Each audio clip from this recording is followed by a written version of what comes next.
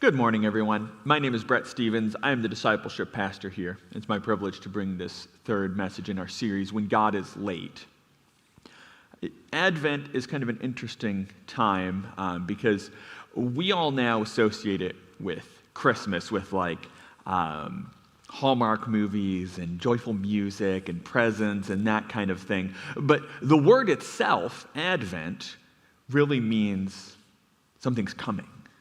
It's almost here. It's the onset. It's something's about to change. And all those years ago, during the first Christmas, people were waiting for something. They were hoping that something was about to change. And so the church, as they thought about this season, they named it Advent. Historically, that's been its name. They called it Advent because we're still waiting for something. The thing that God started with the coming of Jesus isn't finished yet. And so every year at this time, we remind ourselves that we are waiting for all that God is going to do in the world. Christmas wasn't the end. It was the beginning. And so the question for us today is, how are we waiting? What does that look like for us to wait? You know, when I was a kid, I loved Christmas, but I wasn't good at waiting. I was always really excited about the new presents that were coming, and so the whole month of December, I'd be looking forward to it. I wonder what I'm going to get. I'm going to have all these new toys, and it's going to be so fun. And I was so excited about it, but I wasn't really happy excited. I think you know what I mean when you're anxious for something to get here. And so the whole month, I was just I'm ready for it to be here. I'm ready. When is it going to come? I just want my presents. It's going to be so exciting. And then Christmas Day comes, and I have this great day, and we have fun as a family, and it's all great. And the next day, halfway through the day, because it's Christmas break, right? I was a kid. We were at school. So halfway through the day, well, now what do? I got all this new stuff. It was really fun and cool for a while. And I still wasn't happy about it, There's this weird thing where we can be looking forward to something, but rather than it filling us with joy and excitement, we're anxious. We're worked up. Before I started pastoring, I was going to seminary, and I was working as a janitor. And my wife and I did this for about 3 years. But I remember this feeling partway through this where I was just God, I'm ready. I'm going to school. I've been learning about this stuff for years. I'm ready. I'm tired of being working as a janitor. I'm ready to be working in the church. I want to do your thing. I'm ready. But it wasn't a joyful ready. I was anxious. I wanted the next phase to come. I wonder if any of you today have felt that sense. That you'd say you're ready for what's next. For a change in your job. To hear some answers about a diagnosis. For your kids to be in the next stage. You'd say you're ready. My question is, are you ready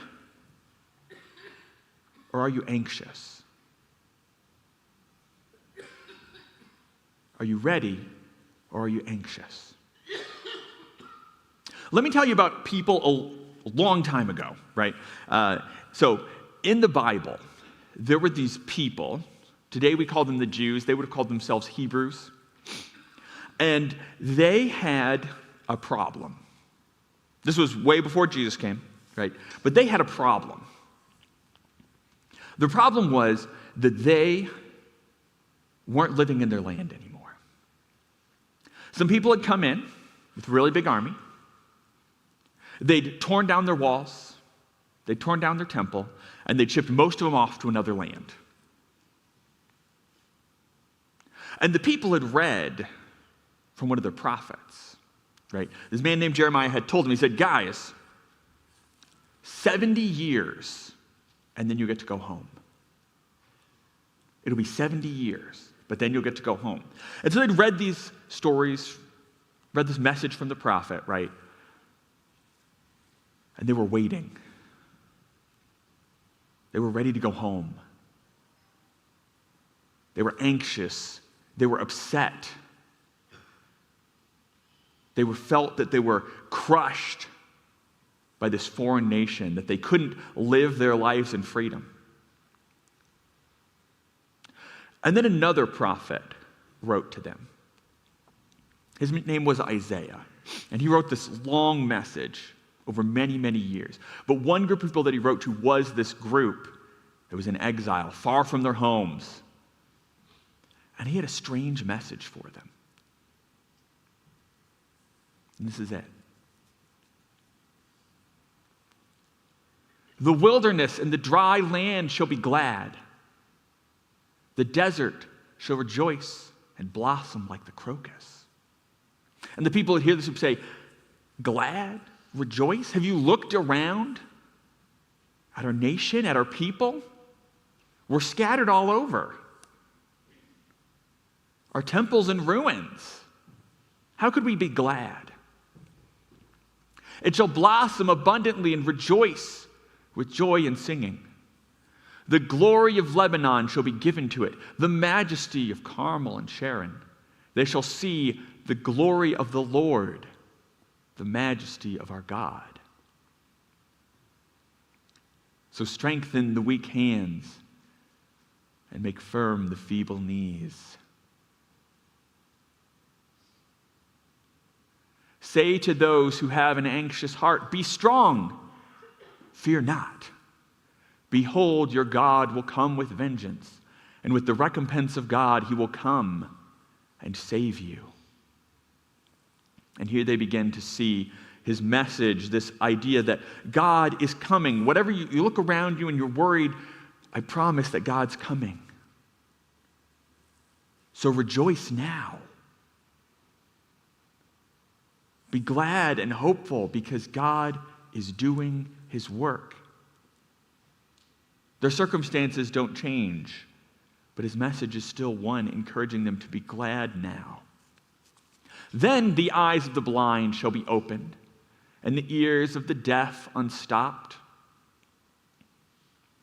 Then the lame man shall leap like a deer, and the tongue of the mute sing for joy. For waters break forth in the wilderness, and streams in the desert. The burning sand shall become a pool, and the thirsty ground springs of water. And the haunt of jackals where they lie down, the grass shall become reeds and rushes. And a highway shall be there, and it shall be called the way of holiness. The unclean shall not pass over it. It shall belong to those who walk on the way. Even if they are fools, they shall not go astray. No lion shall be there, nor shall any ravenous beast come up on it. They shall not be found there, but the redeemed shall walk there. And the ransomed of the Lord shall return and come to Zion with singing. Everlasting joy shall be upon their heads. They shall obtain gladness and joy, and sorrow and sighing shall flee away. So this was his message to a people who were trapped, who were crushed, who had no hope, who had no joy. He said, God is still at work, so be glad now. God is renewing everything that's been broken, so rejoice now. And there is a strange thing that goes on here that we sometimes, we can't really see it in English because our language works differently. So, the Hebrew language, their basic tense, their basic way of talking about actions is what we call the perfect tense. And perfect tense, it just means something is the way it is now because of what happened in the past. So if I come in and I'm sweating and my face is flushed and I'm out of breath, and you say, Brett, what happened? And I say, well, I've been running. I'm not presently running, but my present condition is explained by the running that I was just doing. That's the perfect tense. what is now is because of what was in the past. And that's the way that the Hebrews naturally talked about things. That was their basic tense, was the perfect tense. But the prophets did this strange thing sometimes. They would write in what we now call, like scholars call, the prophetic perfect. The prophetic perfect is this. They write about something that hasn't happened yet, but they use the perfect tense. In other words, it would be like if I came up to you today and I said, guys, rejoice because God has solved your problems. And you say, well, I don't know what you're talking about, Brett, because I still got a lot of problems going on. That was how the prophets wrote to people. They said, the thing that God is doing, his promises, his activity, his restoration is so sure, I'm going to talk about it like it's already happened. It's yet to come, but you can rely on God, so I'm going to talk about it like it's already done. Such is the confidence we have in our God. So when the prophets advise people to rejoice, this is the sense that they have of who God is. His promise, his restoration, his good work in your life is so sure. Might as well already be done. Start rejoicing now.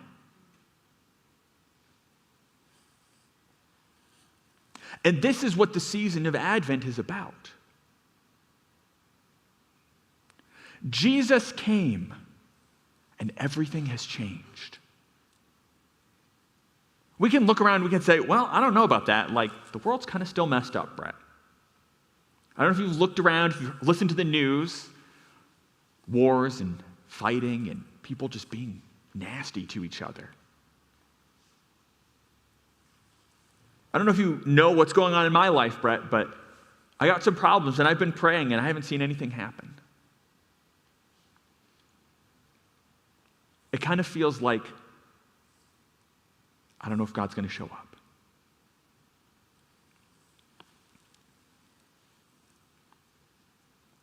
That's the language of people who are anxious,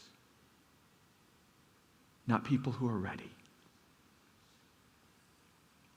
You see, these people eventually did experience exactly what Isaiah talked about. They were brought back to their land. They rebuilt their temple. And yet despite that, despite being warned about it, despite seeing it happen, they continued to resist, to rebel, to reject God's work in their lives. And so hundreds of years after this was written, there was another group of people who called themselves the Hebrews, who were crushed under the rule of a foreign empire, held down with taxes and not allowed to worship in the way that they wanted. And they were anxious, waiting for something to change.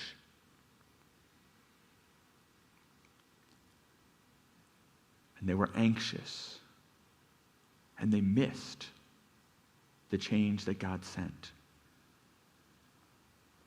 Because something did change.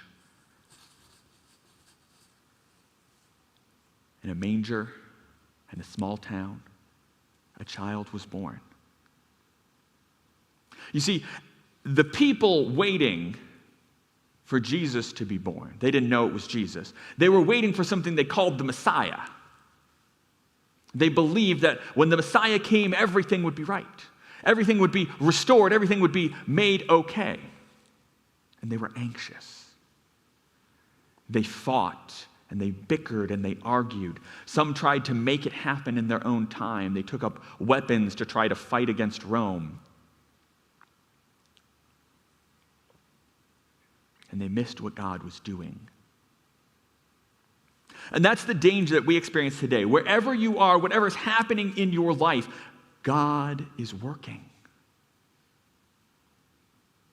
But when we are anxious, we miss it. So after the coming of Jesus, a man named James wrote to a group of people who had heard about him, who believed in him and wanted to follow him. And his message was similar. That's what we have here. His advice, be patient, therefore, brothers, until the coming of the Lord. See how the farmer waits for the precious fruit of the earth, being patient about it until it receives the early and the late rains. You also be patient. Establish your hearts, for the coming of the Lord is at hand. We go next. Yep, perfect. Do not grumble against one another, brothers, so that you may not be judged. Behold, the judge is standing at the door. As an example of suffering and patience, brothers, take the prophets who spoke in the name of the Lord. So this is James writing to a group of people, and they still are expecting that God is going to do this work, and they're anxious. When's it going to happen, James? They say. And he says, guys, be patient. Think about the farmer. The farmer doesn't rush through trying to get to the harvest. Every step needs to be done. You can't rush it. So don't be anxious. Don't be worried. Don't get bent out of shape, he says. Be patient. God is at work. Don't miss what he's doing. So you see here, the central piece in all of this is, how do you wait? We use this word joy to talk about Advent. But the reality is, when we talk about joy, we often kind of think of just like being happy, feel good. But when we wait, our circumstances don't seem like they're changing. So if we're talking about happiness, how do you be happy when you don't know what's going to come next? How do you be happy while you wait for an uncertain diagnosis? How do you be happy when you're up every night at 3 a.m. trying to feed your child who just won't sleep? It's hard to be happy. But joy is something different. It's built on a confidence of the good that is to come. It's filled with hope. It might be hard to be happy, sleep-deprived, holding that child. But you know the good that is going to come from their life. You think of the moments that you'll share and have already shared. And you can endure it with patience. It's hard to be happy when you don't know what's coming next in your job, in your life, in your health. But you can look back at a long history of a God who has never let you down. And you can look ahead and say, whatever happens, God will be with me. He's still working and he's still good. And you can be full of joy no matter how hard your situation is. When I was in this situation saying, God, I'm ready, but really I was anxious, I took the advice of people who were wiser than me to remind me that God was working, that the plan that he had would come in its time, and for me to be able to enjoy that moment of seminary, of learning, to enjoy the opportunity to be involved in the church in whatever way was available to me, not as a staff, but just as a member of that church.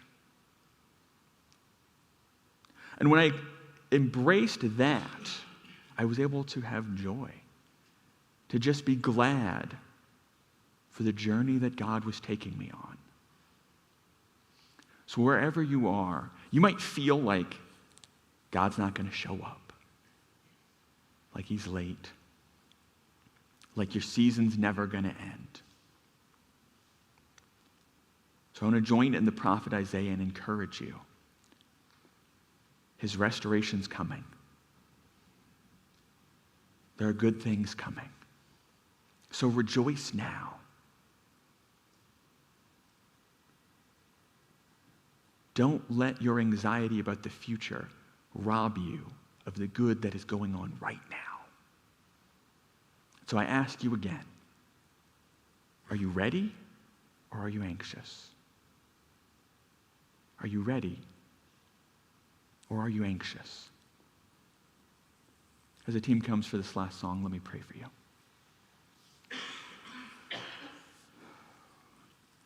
Holy God, as we wait for the good things that you're doing, it's easy for us to be anxious. It's easy for us to become frustrated and full of worry, to try to take matters into our own hands, to plan and change things, to run ahead of you, or to give up. Holy God, will you give us a glimpse of your coming future? Will you fill us with your peace, with a confidence in what you will do, so we can rejoice now, knowing your promise is sure?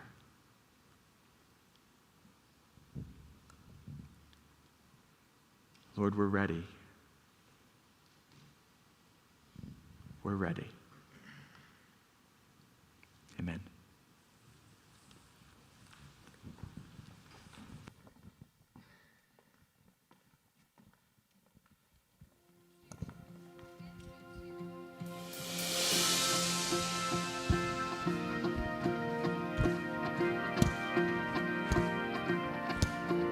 Rejoice, rejoice, let everything that has breath. Rejoice, rejoice, let everything that has breath. I was created for a purpose, an instrument that magnifies out of the shadows, out of the darkness. I'm walking in his marvelous light. Rejoice, rejoice, let everything that has breath. Did you stand with us? Rejoice, rejoice, let everything that has breath. Again I say, rejoice, rejoice. Again I say, rejoice. We are a nation, a royal priesthood. We glorify and bless your name. Oh, what an honor, oh, what a privilege to lift you up and give you praise. To lift you up and give you praise. Yes, to lift you up and give you praise. Rejoice, rejoice, let everything that has breath. Sing it again. Rejoice, rejoice, let everything that has breath. You are worthy, God, you are mighty. Lord, you are awesome and holy and great. Rejoice, rejoice, let everything that has breath. And again I say, rejoice, rejoice. And again I say, rejoice, rejoice.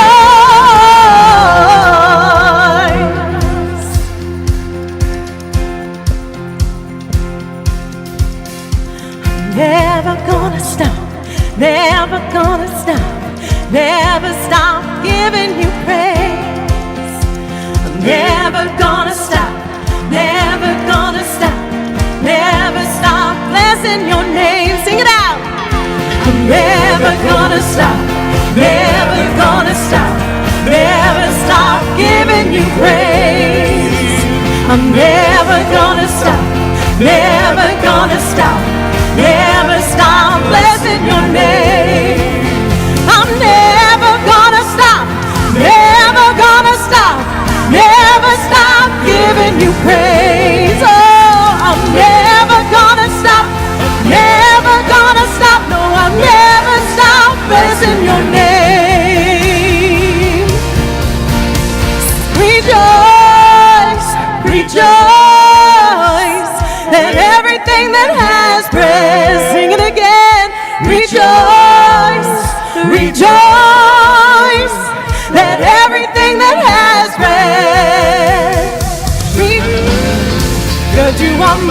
mighty.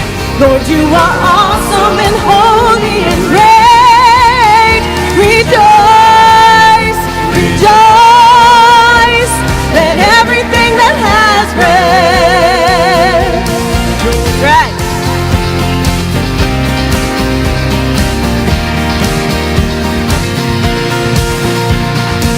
And again I'll say,